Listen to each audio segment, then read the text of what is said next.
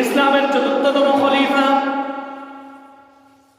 রাসূল করিম সাল্লাল্লাহু আলাইহি সাল্লামের জামাতা হযরত আলী রাদিয়াল্লাহু তাআলা হযরত আলী রাদিয়াল্লাহু তাআলার শাসনামলে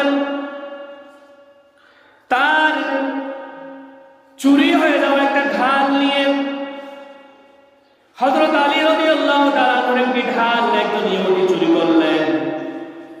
হযরত আলী রাদিয়াল্লাহু তাআলা তার শাসনামলে তার ঢাল চুরি হয়ে যাওয়ার কারণে এটার বিচার তিনি বিচারকের কাছে আদালতের মধ্যে দায়ের করলেন। এটার মামলা দায়ের করার কারণে বিচারক হযরত আলী রাদিয়াল্লাহু তাআলা এবং ওই ইহুদিকে নির্দেশ দিলেন, আগামীকাল আপনারা আদালতের মধ্যে কি হবেন? হাজির হবেন। হযরত আলী রাদিয়াল্লাহু তাআলা আদালতের মধ্যে যাওয়ার সময়, বিচারকের কাছে যাওয়ার সময় তিনি কি করলেন? তার ছেলে এবং তার বাড়ির যিনি চাকর ছিলেন, তার ছেলে এবং তার বাড়ির চাকর এই দুজনকে নিয়ে বিচারকের মধ্যে গেলেন, বিচারের মধ্যে গেলেন। বিচারক যখন মামলা শুরু করলেন, হযরত আলী রাদিয়াল্লাহু তাআলা বললেন, আপনি আপনার পক্ষে সাক্ষী দায়ের করুন, আপনার পক্ষে আপনি সাক্ষী প্রদান করুন। হযরত আলী রাদিয়াল্লাহু তাআলা যখন সাক্ষী প্রদান করার কথা বললেন, হযরত আলী রাদিয়াল্লাহু তাআলা তখন তার মামলার পক্ষে সাক্ষী দায়ের করলেন। তার ছেলে এবং তার বাড়ির চাকর, তার ছেলে এবং তার বাড়ির চাকর এই দুজনকে সাক্ষী হিসেবে তিনি পেশ করলেন।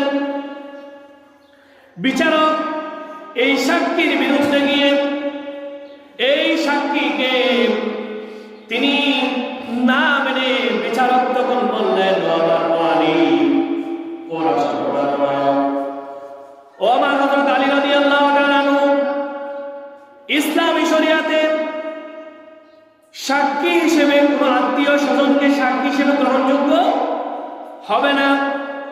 এজন্য আপনার সাক্ষী, যাদেরকে আপনি সাক্ষী হিসেবে পেশ করলেন, সেখান থেকে একজন আপনার সন্তান আর একজন আপনার বাড়ির চাকর, এরা আত্মীয় হওয়ার কারণে আপনার পক্ষে এই দুজন সাক্ষীকে সাক্ষী হিসেবে গ্রহণ করা হবে না। সুবহানাল্লাহ বলবেন না? অথচ তিনি একজন, তখন তিনি রাষ্ট্রনায়ক, তখন কালের তিনি কি রাষ্ট্রের শাসক। ও ইহুদি সে আসলে নিজেই কি চোর, সে আসলে নিজেই চোর। সত্যি ওই ইহুদি হযরত আলী রাদিয়াল্লাহু তাআলার ঢাল কি করেছিলেন? চুরি করেছিলেন। ইহুদি কি করলেন? ইসলামের এত মহানুভবতা দেখে, সুন্দর এই শিষ্টাচার, সুন্দর এই আচরণ দেখে ইহুদি তখন নিজেই স্বীকার করলেন। সে নিজেই তখন স্বীকার করলেন বিচারকের সামনে, আমি হযরত আলী রাদিয়াল্লাহু তাআলা এই ঢাল আমি চুরি করেছি।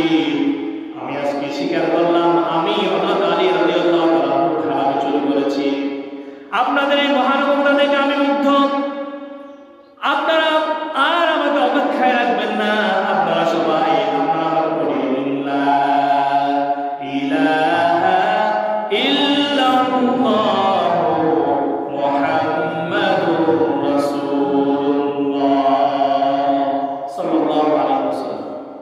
ইহুদি ইসলামের এই সৌন্দর্য দেখে তিনি তাৎক্ষণিকভাবে কালিমা পড়ে মুসলমান হয়ে গেলেন। সুবহানাল্লাহ। ন্যায় বিচার কারে বলে?